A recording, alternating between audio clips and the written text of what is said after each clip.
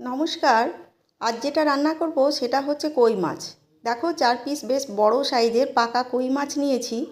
তাতে আমি নুন হলুদ মাখিয়ে রেখেছি। তারপর আমি একটু সর্ষের তেল মাখিয়ে নিচ্ছি। সর্ষের তেল মাখালে কি হয়, মাছগুলো বেশি ফোটে না। এবারে ভালো করে এগুলো মাছের গায়ের মধ্যে ভালো করে সর্ষের তেলটাকে মাখিয়ে নেব আমি আর পুরো রান্নাটাই সর্ষের তেলেই হবে। এবার এদিকে মশলার মধ্যে নিয়েছি 1 চামচ জিরে, আদা, 6-7টা শুকনো লঙ্কা, গোটা গরম মশলা আর তোমার 2টো তেজপাতা। প্রথমে আমি কড়ার মধ্যে তেল দিয়ে একটা বড় সাইজের টমেটোকে আমি ভেজে নিচ্ছি। অবশ্যই বীজটা ফেলে দিয়েছি। এবার ভালো করে ভেজে নিতে হবে এটা। আর তার মধ্যে আমি দিয়ে দেবো সেই শুকনো লঙ্কাগুলো আর 1/2 চামচের মতো আমি চালমগজ দিয়েছি। সেটা হালকা নেড়ে ভেজে আমি তুলে রাখবো। এবারে মিক্সিতে এটা পিষে নেব।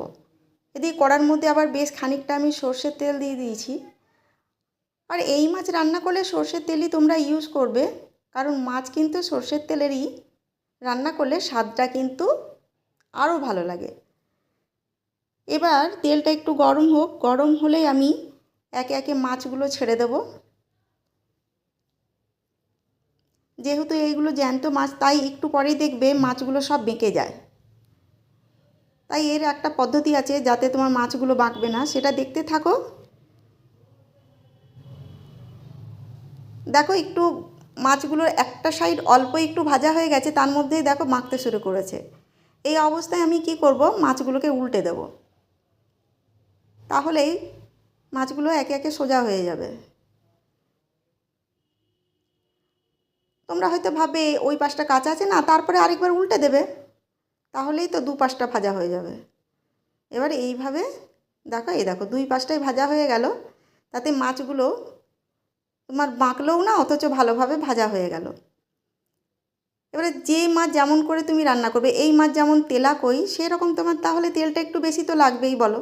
এই মাছ তো আর কম তেলে রান্না করা যাবে না, তবুও যতটা সম্ভব আমি তেলটা কম দেওয়ারই চেষ্টা করেছি। এবারে ওই তেলের মধ্যেই আমি দিয়ে দিলাম 2টো তেজপাতা, গোটা গরম মশলা, 1/2 চামচের মতো গোটা জিরে ফোড়ন দিলাম। ফোড়ন দেওয়ার পর আমি যে আমার আদা আর জিরে, আদা জিরে বাটাটা আমি ওর মধ্যে দিয়ে দিলাম। আঁচটা একদম আস্তে করে দিয়েছি। আর আদার নিয়মই হচ্ছে তেলের মধ্যে দিলেই ছিটকোতে থাকবে। তবে তার মধ্যে যদি আমি সামান্য একটু লবণ দিয়ে দিই তাহলে ছিটকানোটা একটু কমে যায়, কিন্তু এখন আমি দিচ্ছি না।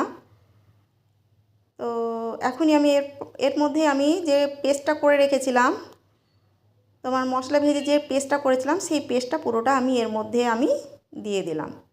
আঁচটা আমার আস্তে করাই আছে। এবারে অনবরত নাড়তে থাকবো। তার মধ্যেই আমি দিয়ে দেবো তোমার স্বাদ মতো লবণ দিয়ে দেবো। আর দিয়ে দেবো তোমার একটু হলুদ গুঁড়ো দিয়ে দেবো পরিমাণ মতো। আর দিয়ে দেবো এখানে কাশ্মীরি লঙ্কা দিয়ে দিলাম, তারপরে একটু বেশি পরিমাণেও দিতে পারো, কালারটা আসে খুব ভালো লাগে তাতে। এবার ভালো করে মশলাটা একটু ভেজে নেব। দেখো মশলাটা প্রায় ভাজা হয়ে এসছে। তেল ওই যে বললাম যেটুকু লাগবে আমি সেটুকুই দেবো। এর মধ্যে তোমরা বেশি তেল দিলে বেশি তেল দিতেই পারো, তেলা কই যেহেতু একটু তেলটা উপরে ভেসে উঠলে ভালো লাগে দেখতে। এবার আমি ওটার মধ্যে জল দিয়ে দিলাম, মশলাটার মধ্যে ভালো করে মশলাটা মিশিয়ে নিয়ে আর একটু জল লাগবে এতে। আর একটু জল দিয়ে দেব। জল দিয়ে ভালো করে মশলাটা নেড়ে চেড়ে যখন ফুটে উঠবে, তখন আমি এই ভাজা মাছগুলোকে, এই দেখো ফুটে উঠেছে, এরপরে আমি ভাজা মাছগুলোকে আস্তে আস্তে ওর মধ্যে দিয়ে দিলাম। খুব বেশি এটাতে জল দেব না।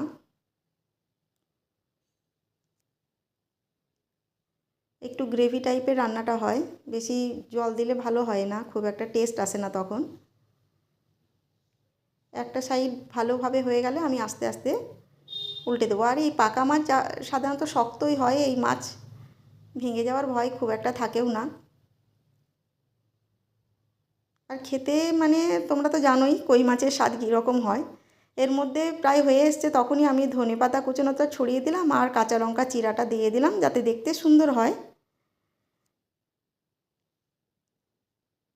আর দেখো এবারে দেখতে কেমন লাগছে বলো, তাহলে খেতে কেমন হবে স্বাদ বলো। তাহলে আসছি আজকের মতো, নমস্কার।